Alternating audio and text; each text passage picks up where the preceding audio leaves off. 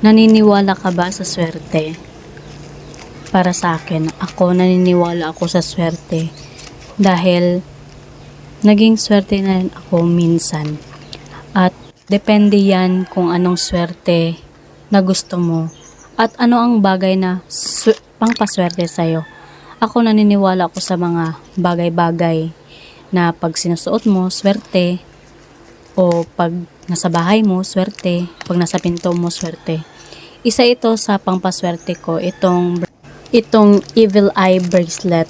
Alam ko maraming bumibili nito sa TikTok. Alam ko maraming gusto na maging swerte sa buhay. Pero nasa sa atin na yan kung swerte tayo o hindi. At nasa gawa rin natin yan kung mabuti tayo at hindi mabuti.